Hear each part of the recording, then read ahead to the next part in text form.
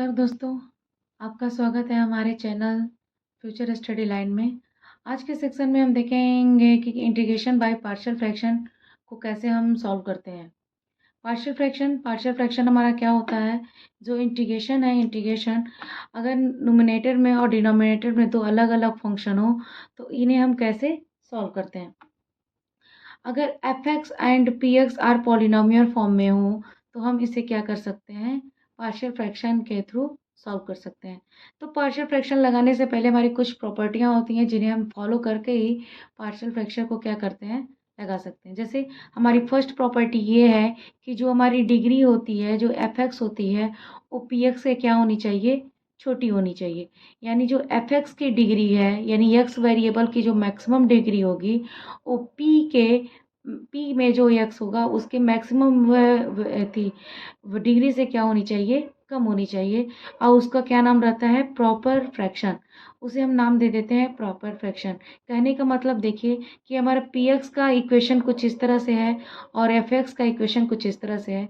F x की maximum degree 3 है और पी एक्स की मैक्सिमम डिग्री क्या है, 4 है। यानी ये कहने का मतलब है कि एफ एक्स की डिग्री पी एक्स की डिग्री से क्या होनी चाहिए, कम होनी चाहिए। तो हम उसका नाम बोलते हैं प्रॉपर फ्रैक्शन। प्रॉपर फ्रैक्शन को क्या कर सकते हैं, हम डायरेक्टली पार्शियल फ्रैक्शन के थ्रू सॉल्व कर सकते हैं। देन सेकेंड कंडीशन हमारा क्या होता है कि डिग्री जो होगी एफ एक्स अगर हमारे पी एक्स से बड़ा और उसके बराबर हो जाए, यानी अगर दोनों की डिग्रियां सेम हो जाएं या ऊपर वाले की डिग्री ज़्यादा और नीचे वाले की डिग्री कम हो जाए तो हम क्या कर सकते हैं, उसे इम्प्रॉपर फ्रैक्शन कहते हैं। तो इम्प्रॉपर फ्रैक्शन को हम डायरेक्टली पार्शियल फ्रैक्शन से नहीं लगा सकते।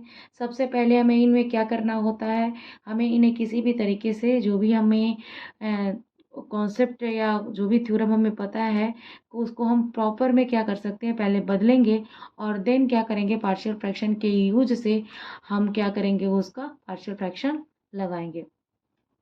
तो we have improper fraction be convert into proper fraction. यानी इन प्रॉपर फ्रैक्शन को सबसे पहले हमें प्रॉपर फ्रैक्शन में कन्वर्ट करना होता है बाय यूजिंग डिवीजन अल्गोरिथमिक। मतलब डिवाइडेड जो रूल्स आप पढ़े होंगे उसके अकॉर्डिंग क्या करना होता है, हमें इम्प्रॉपर फ्रैक्शन को प्रॉपर फ्रैक्शन में कन्वर्ट कर देते हैं और देन यूज पार्शियल फ्रैक्शन। उसके बाद से हम पार्शियल फ्रैक्शन का क्या करते हैं, यूज करते हैं। इसके 3 टाइप्स के हमारे पास पार्शियल फ्रैक्शन होते हैं। पहला हमारा होता है नॉन रिपीटिंग लीनियर फैक्टर, यानी जो पी एक्स होता है, पी एक्स एफ एक्स तो जो भी दिया हो, हमारा जो पी एक्स होता है वो नॉन रिपीटिंग लीनियर फैक्टर, यानी वो एक दूसरे से रिपीटेड नहीं होंगे। दोनों के जो रूट्स होंगे वो क्या होंगे, लीनियर फॉर्म में होंगे और वो अलग अलग वैल्यू के होंगे। तो उसे हम कांस्टेंट से, यानी जितने हमारे पास लीनियर फॉर्म रहेंगे उतने कांस्टेंट से उन्हें क्या करते जाएंगे, ऐड करते जाएंगे। यानी फर्स्ट लीनियर फॉर्म को ए बाई प्लस सेकेंड को बी बाई और अगर थर्ड रहता तो उसको सी बाई। उसके बाद सेकेंड टाइप होता है रिपीटेड लीनियर फ्रैक्शन। तो रिपीटेड मतलब कि एक ही वैल्यू, एक ही रूट्स 2 बार 3 बार हो तो उसे क्या बोलते हैं, रिपीटेड। नॉन रिपीटेड और रिपीटेड दोनों यहाँ पे अवेलेबल हैं। तो जो नॉन रिपीटेड है उस रिपीटेड है उनको यहाँ पे मैनेज कैसे करते हैं। नॉन रिपीटेड में भी हमारी सबसे ज़्यादा डिग्री कितनी होती है ये देख लेते हैं, और नॉन रिपीटेड में और रिपीटेड दोनों मिला के हमारी मैक्सिमम डिग्री क्या होती है, उतना ही हमारा क्या होता है, कांस्टेंट ABC होता है। अब जैसे यहाँ पे देख लीजिए, रिपीटेड वाली में 2x मतलब 2x है और नॉन रिपीटेड में 1x है, तो दोनों कितने हो गए, 3। तो हमने 3 कांस्टेंट लिया हुआ है। देन अब कैसे इसे पार्शियल फ्रैक्शन से कन्वर्ट करते हैं, तो देखिए इसकी मैक्सिमम डिग्री कितनी है, 2। इसको स्टार्ट कहाँ से करते हैं, जैसे कांस्टेंट में बांटेंगे तो स्टार्ट करेंगे 1 2 करके। तो जैसे a के बाद लिखेंगे तो सबसे पहले लिखेंगे 1 डिग्री, यानी 2 ना लिख के क्या लिखेंगे, 1। स्टार्टिंग करते हैं 1 डिग्री से, फिर उसके बाद 2 डिग्री लेंगे, अगर 3 डिग्री है तो उसके बाद 3 डिग्री लेंगे। लेकिन हमारे पास मैक्सिमम सिर्फ 2 डिग्री है। ए के नीचे हमने 1 डिग्री लिया, बी के नीचे हमने 2 डिग्री ले लिया, मैक्सिमम डिग्री तक हो गया। और जो नॉन रिपीटेड है उनको सी के नीचे रख दिया। तो ये हमारा हो गया क्या, रिपीटेड लीनियर फ्रैक्शन। उसके बाद हमारा थर्ड क्या आता है, क्वाड्रेटिक फैक्टर्स। क्वाड्रेटिक फैक्टर्स में क्या होता है, इस तरह से होता है कि कोई हमारा जो पीएक्स फॉर्म है वो क्या होगा, क्वाड्रेटिक इक्वेशन फैक्टर्स में होगा, और एक क्या होगा, नॉन लीनियर फैक्टर्स में। तो जो हमारा क्वाड्रेटिक फैक्टर्स होते हैं उनको हम दो कांस्टेंट और एक वेरिएबल के साथ लिखते हैं। यानी दो कांस्टेंट हैं, अगर हम सिर्फ दो ही कांस्टेंट ले लें तो दोनों को ऐड करेंगे तो एक तीसरा कांस्टेंट हो जाएगा। इस वजह से क्या करते हैं, एक यहाँ पे वेरिएबल भी ले लेते हैं। एक कांस्टेंट के साथ एक्स वेरिएबल प्लस बी, और देन क्वाड्रेटिक फॉर्म को क्या करते हैं, नीचे लिख लेते हैं। और नॉन रिपीटेंट की रूल पता है कि वो सिर्फ वन कांस्टेंट रहता है, और नॉन रिपीटेंट को क्या करते हैं, लिख लेते हैं। ये हमारा पूरा पूरा पार्शियल फ्रैक्शन है जो इंटीग्रेशन में यूज़ होते हैं। और देन चलते हैं वन बाय वन सवाल को फॉलो करते हैं, और वहाँ पर ट्रिक भी जानेंगे कि किस ट्रिक से हम एबीसी की वैल्यू फाइंड कर लेंगे और जल्द से जल्द उसकी वैल्यू को निकाल सकेंगे। Let we start. Integration by partial fraction concepts and tricks. पहला टाइप हम पढ़ेंगे पहले, नॉन रिपीटेड लीनियर फैक्टर्स।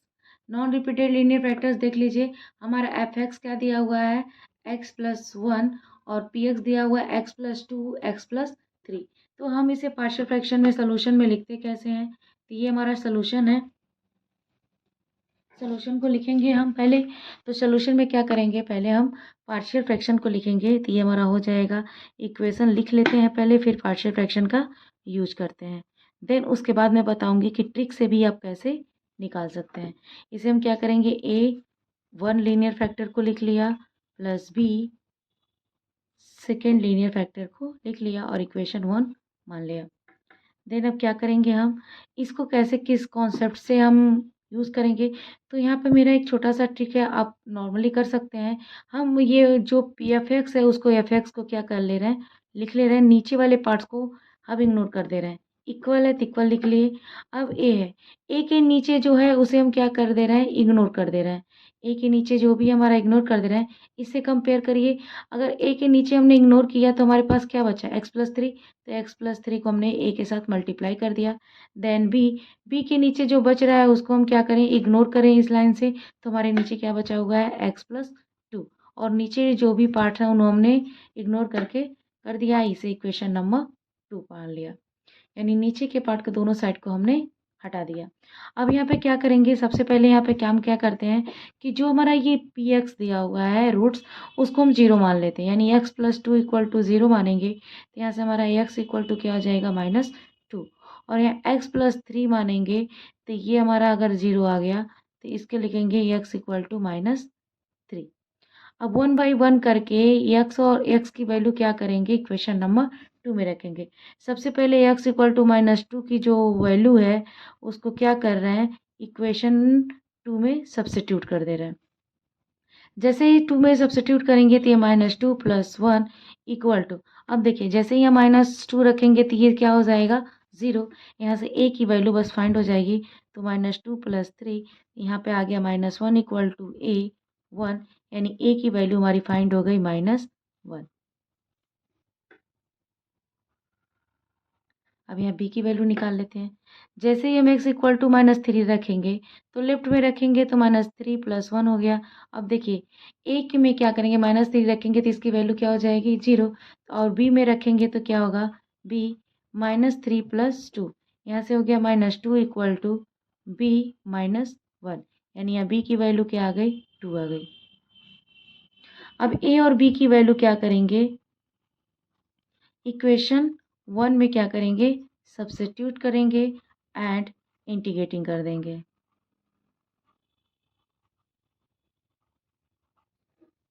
जैसे ही हमारे पास आ गया एक्स प्लस वन, हम पहले लेफ्ट वाले पार्ट्स को लिख लेंगे।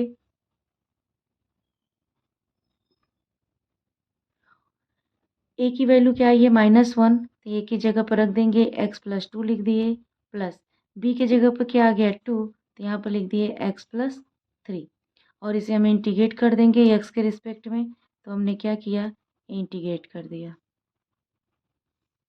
इंटीग्रेट करेंगे तो ये माइनस बाहर आ गया, और ये जैसे वन अपॉन लीनियर फॉर्म में रहता है तो हम यहाँ पे लिख देते हैं लॉग एक्स प्लस टू, और यहाँ कांस्टेंट बाहर आ गया, ये लॉग में कन्वर्ट हो गया x plus three, plus constant लगाना ज़रूरी होता है तो हमने लिख दिया लॉग सी, ये हमारा क्या हो गया, आंसर हो गया। इस तरह से नॉन रिपीटेड लीनियर फॉर्म का हम सोल्यूशन करते हैं। आइए देखते हैं इसके ट्रिक से कैसे वन लाइन में हम इसके आंसर को फॉलो कर सकते हैं। अब देखिए इस सवाल को हम कैसे ट्रिक से लगाते हैं। ये हमारा सेम सवाल हमने उतार लिया और देखिए इसे कैसे लगाते हैं। सबसे पहले इन दोनों में से क्या करते हैं, किसी एक को ज़ीरो मान लेंगे। तो जैसे हमने यहाँ पे ले लिया है x+2 = 0, यानी x इक्वल टू क्या हो गया, -2। तो -2 हो गया। तो अब देखिए यहाँ पे क्या करेंगे, अब ऊपर क्या करेंगे, x की वैल्यू रखेंगे तो ये हो जाएगा -2 + 1। जिसकी वैल्यू 0 लेंगे उसे इग्नोर करिए, और जिसकी वैल्यू रखनी है बाकी सब में क्या करेंगे, इसकी वैल्यू रख देंगे तो ये -2 + 3 हो जाएगा। और जिसे इग्नोर किए हैं उसे हम लॉग में क्या करेंगे, लिख देंगे प्लस। अब इसी तरह हम सेकेंड वाले को भी 0 ले लेंगे, x+3 = 0, यानी x इक्वल टू क्या हो गया, -3। फिर हम क्या करेंगे, यहाँ पे रखेंगे -3 + 1, और जिसकी वैल्यू लिए हुए हैं 0 इसको इग्नोर करेंगे, और देन इसको क्या करेंगे, इसके जगह पर क्या करेंगे आप, वैल्यू को रखेंगे।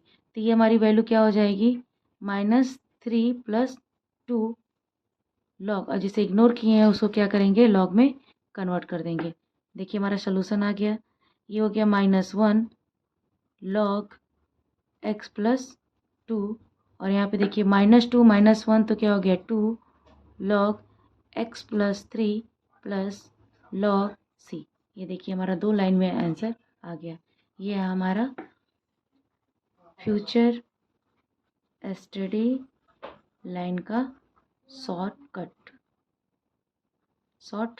ट्रिक्स।